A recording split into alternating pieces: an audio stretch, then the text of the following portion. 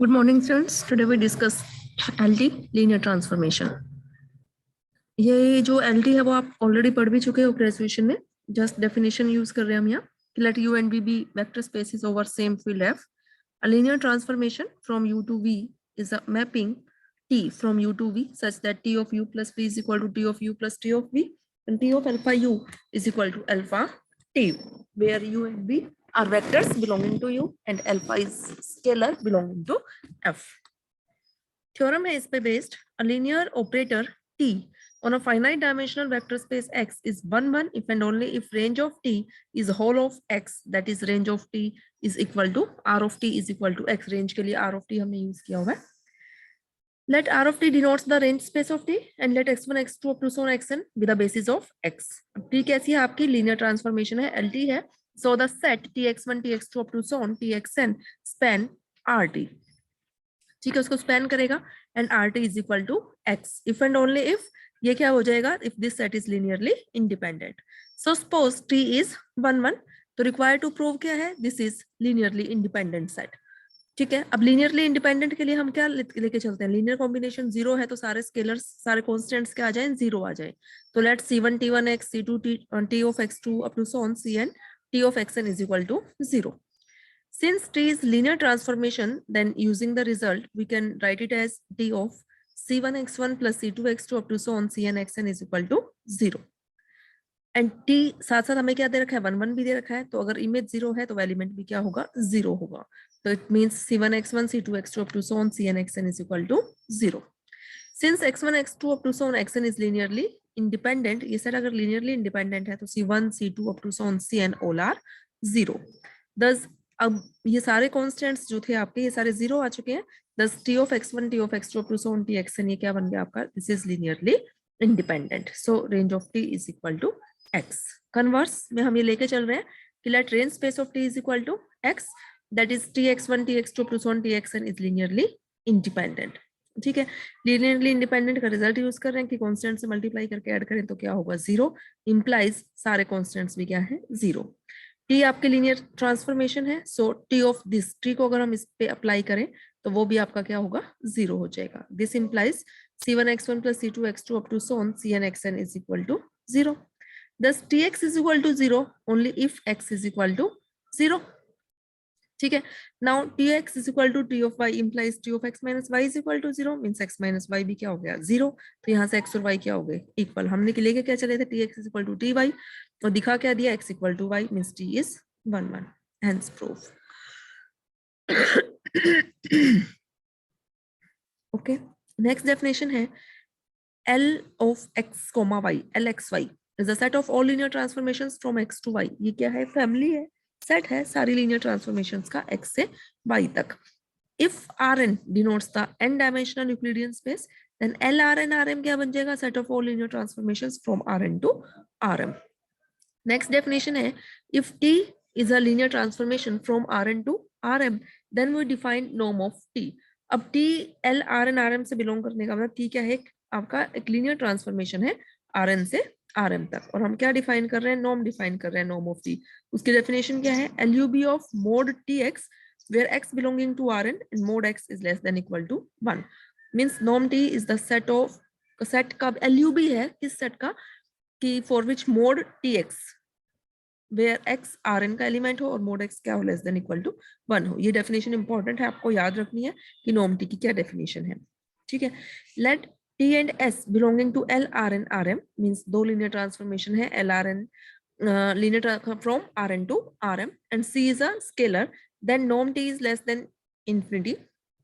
First result में आपको ये प्रूव करना है और सेकेंडली क्या दिखाना है, T is uniformly continuous mapping of Rn cross Rm.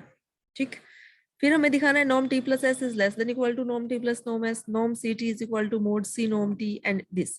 तो अगर हम ये रिजल्ट प्रूव कर दें सारे तो हम क्या प्रूव कर पाएंगे कि D इज अ मीट्रिक. ये मीट्रिक का रिजल्ट है ना, मीट्रिक की डेफिनेशन है ये आपकी. तो इसको प्रूव करते हैं, D is a metric space, ये हमें प्रूव करना है. तो late E1 E2 up to so on En be standard basis of Rn, then x belonging to Rn, अगर हम कोई एलिमेंट ले लें x Rn का तो हम उसको कैसे लिख सकते हैं, x can be written as summation Ci Ei, or we can say x is equal to C1 E1 plus C2 E2 up to so on Cn EN, where EIs जो है E1 E2 EN, ये वो क्या है, इसका standard basis है RN का, और जो CIs है वो जो C1 C2 up to Son CN वो क्या है आपका ये X है। तो हम X को ऐसे लिख सकते हैं, आपको पता है ये चीज। तो लेट मोड X अब हम क्या कंसिडर करके चल रहे हैं, लेस देन इक्वल टू 1। अगर mod X less than equal to 1 है तो मोड CI भी क्या हो गया आपका, less than equal to 1। Now mod TX is equal to mod TX की वैल्यू रख दी, summation I varying from 1 to n CI EI। अब रिजल्ट यूज कर रहे हैं कि T आपकी क्या है, लीनियर ट्रांसफॉर्मेशन है। LT का रिजल्ट यूज किया तो हम इसको लिख सकते हैं summation CI T of EI। अब mod summation is less than equal to summation mode, और मोड प्रोडक्ट पे खुल जाता है तो वो प्रोडक्ट पे भी खोल दिया। मोड CI आपका क्या चल रहा है, लेस देन इक्वल टू 1, तो यहाँ से क्या आ गया, less than equal to summation mod of T of EI, and let this is denoted by A. Now taking LUB over all those x belonging to Rn for which mode x less than equal to 1. तो left hand side पे अगर हम ये LUB consider करते हैं किन Rn के elements के लिए, उनके लिए जिनके लिए mod x less than equal to 1 है, तो लेफ्ट हैंड साइड में डेफिनेशन किसकी बन गई, नॉर्म T की। और राइट हैंड साइड जो है this is independent because this is a constant term, ये जो है आपकी LUB से इंडिपेंडेंट है। ठीक है, तो ये तो आपकी यही फिक्स ही हो गई, तो इसका मतलब नॉर्म T क्या हो गया आपका, less than equal to A, और A is finite number which is less than infinity. Secondly हमें दिखाना है T is uniformly continuous. Uniformly continuous दिखाने के लिए हमें क्या दिखाना है, mod TX minus T of Y जो है वो less than epsilon whenever mod x minus y is less than delta, ये हमें शो करना है। तो हमने कंसिडर किया कोई भी दो आर्बिट्ररी पॉइंट लिए हमने Rn के, then mod TX minus TY is equal to mod of, इसको हम कैसे लिख सकते हैं, T of x minus y। और ये फिर हम एक रिजल्ट यूज कर रहे हैं कि mod TX is always less than equal to norm T mod x। Result आप हमेशा याद रखना, आपको वैसे भी पता है ये जो यहाँ हम जो नॉर्म यहाँ यूज कर रहे हैं वो नॉर्म हम किसके लिए यूज कर रहे हैं, जो वेक्टर स्पेस के एलिमेंट्स हैं उनके लिए हम नॉर्म यूज कर रहे हैं, और जो आपके स्केलर्स हैं जो फील्ड के एलिमेंट्स हैं उनके लिए हम मोड यूज कर रहे हैं, जस्ट डिफरेंशिएट करने के लिए। यहाँ here T belonging to LRn Rm because T is a linear transformation from Rn to Rm, तो T जो है LRn Rm क्या है आपका एक वेक्टर स्पेस है, तो T जो है उसका मेंबर है, तो इसका मतलब ये क्या बन गया, एक वेक्टर है। वेक्टर है तो इसलिए हमने इस पे क्या यूज किया है, नॉर्म यूज किया। तो ये रिजल्ट हम यहाँ यूज करेंगे, तो this is less than equal to norm T mod x minus y, and this is less than epsilon if mod x minus y is less than क्या होगा अगर ये एप्सिलॉन बाय नॉर्म T, और इसी को हमने किससे रिप्रेजेंट कर दिया, डेल्टा से। तो ये किसकी डेफिनेशन हो गई, uniform continuity, means T is uniformly continuous. Next result में हमें क्या दिखाना है कि norm T plus S is less than equal to norm T plus norm S, ये शो करना है।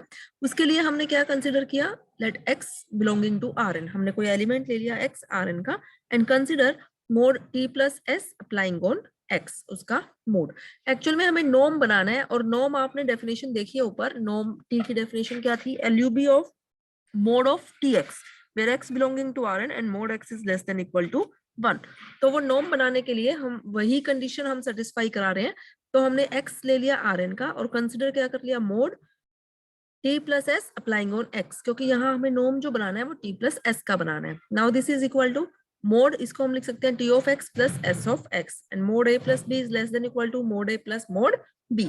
फिर हमने रिजल्ट यूज किया, mod TX is less than equal to norm T mod x, ऐसे ही mod SX is less than equal to norm S norm mod x। Now taking LUB over all those x belonging to Rn, x तो Rn का है ही, for which mod x is less than equal to 1। तो ये left hand side में definition किसकी बन गई, norm T plus S is less than equal to, right hand side पे मोड x क्या है आपका, लेस देन इक्वल टू 1, तो क्या रह गया, norm T plus norm S। Next आपको क्या दिखाना है, norm CT is equal to mod C norm T। तो उसके लिए फिर हमें नॉर्म बनाना है, तो हम पहले मोड कंसीडर करेंगे अप्लाइंग ऑन x, तो mode CT applying on x, इसको हम लिख सकते हैं mode CT of x। Sorry, mode जो है प्रोडक्ट पे सेपरेट हो जाएगा, तो हम इसको लिख सकते हैं mod C mod TX। Now taking LUB over all those x belonging to Rn for which mod x is less than equal to 1।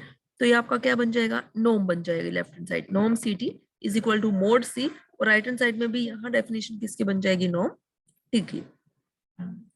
Fourth property है, if D of TS means distance between T and S, या metric आप बोल सकते हो, वो कैसे हमने define किया, नॉर्म T माइनस S अगर हम डिफाइन कर रहे हैं ऐसे, तो हमें क्या दिखाना है,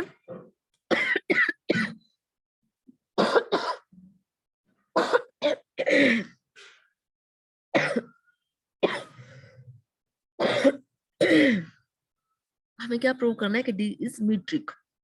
अब मीट्रिक स्पेस की जो प्रॉपर्टीज है वो आपने पढ़ी हुई है ग्रेजुएशन में, तो आप वो प्रॉपर्टी सेटिस्फाई करके दिखा सकते हो। बाकी हम नेक्स्ट लेक्चर में डिस्कस करेंगे।